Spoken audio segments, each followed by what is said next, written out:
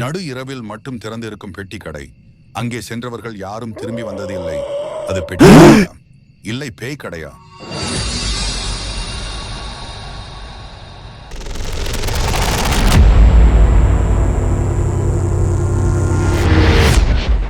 இருண்ட மற்றும் அமைதியான கிராமச்சாலை. மரங்கள் வழியாக காற்று சலசலக்கிறது. தூரத்தில் ஆந்தையின் கூச்சல்கள் எதிரொலிக்கின்றன.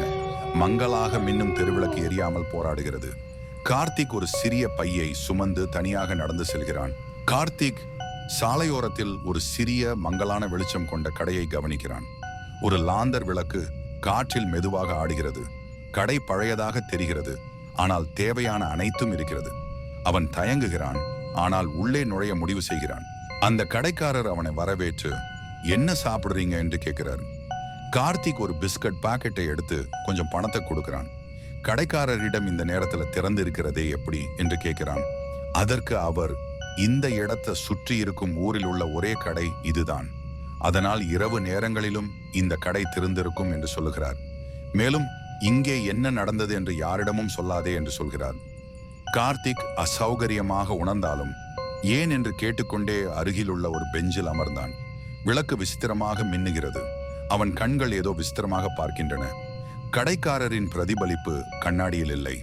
கார்த்திக் விரைவாக பிஸ்கட் பாக்கெட்டை சாப்பிட்டுக் கொண்டே வெளியேற திரும்புகிறான். ஆனால் அவன் திரும்பி பார்க்கும்போது அங்கிருந்த கடையை காணவில்லை. கார்த்திக் கண்களில் மரண பயம். உயிரை கையில் பிடித்து கொண்டு பக்கத்து கிராமத்தை நோக்கி ஓடுகிறான். வழியில் பெட்டி கடைக்காரர் உருவம் கண் முன்னால் தோன்றுகிறது. அந்த நொடி அதிர்ச்சியில் மயக்கமடைகிறான். அடுத்த நாள் காலை பக்கத்து கிராமத்து முதியவர் கார்த்திகை பார்த்து அவனுக்கு முதல் உதவி செய்து அவனை எழுப்புகிறார். மயக்கம் தெளிந்த கார்த்திக் அந்த முதியவரிடம் நடந்ததை விளக்குகிறான். அந்த முதியவரின் கண்கள் திகிலில் விரிகிறது. என்ன சொல்ற? அந்த கடையா என்று சொல்லி பயப்படுகிறார். ஒரு வயதான பெண்மணி அதை கேட்டு குறுக்கிடுகிறார். அந்த வயதான பெண்மணி தொடர்கிறார், அந்த கடை பல வருடங்களுக்கு முன் தீயில் எரிந்து போய்விட்டது. ஆனால் சில இரவுகளில் அது திரும்ப தோன்றும். அந்த கடைக்கு சென்றவர்கள் இதுவரை உயிருடன் வந்ததில்லை. நீ உயிருடன் இருப்பது அதிசயமாக உள்ளது. நீ உண்மையில் அதிர்ஷ்டசாலிதான் என்று கூறுகிறார். மீண்டும் அந்த பக்கம் செல்லாதே என்று கண்டிக்கிறார். கார்த்திக் தனது பிஸ்கட் பாக்கெட்டை பார்க்கிறான். அவன் கைகள் நடுங்குகின்றன.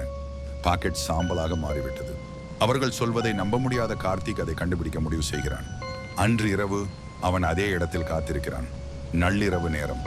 காற்று பனிக்கட்டியாக மாறுகிறது. கடை மீண்டும் தோன்றுகிறது. நிழல் உருவங்கள் கூட்டம் கடைக்குள் நுழைவதை கார்த்திக் திகிலுடன் பார்க்கிறான். ஆனால் யாரும் வெளியே வரவில்லை. கடைக்காரர் மெதுவாக திரும்பி கார்த்திக்கை நேரடியாக பார்க்கிறார். அவர் சிரித்துக்கொண்டே ஆழ்ந்த குரலில், நீ மீண்டும் வந்துவிட்டாய், இப்போது வெளியேற முடியாது. கார்த்திக்கின் உடல் உறைகிறது. நிழல் உருவங்கள் அவனை நோக்கி திரும்புகின்றன. அவற்றின் வெற்று கண்கள் சிவப்பு நிறத்தில் ஒளிர்கின்றன. லாந்தர் வெளிச்சம் பலமாக மின்னுகிறது. காற்று அலறுகிறது. இருள் சூழ்கிறது. மறுநாள் காலை கடையின் கைவிடப்பட்ட இடிபாடுகளுக்கு அருகில் கிராமவாசிகள் கார்த்திக்கின் பையை கண்டுபிடிக்கின்றனர். ஆனால் கார்த்திகை எங்கும் காணவில்லை. ஒரு குளிர் காற்று வீசுகிறது. காற்றில் ஒரு மெல்லிய கிசுகிசுப்பு ஒலிக்கிறது. அந்த கடைக்காரர் பயமுறுத்தும் குரலில், வணக்கம், என்ன சாப்பிடுறீங்க என்று கேட்கிறார்.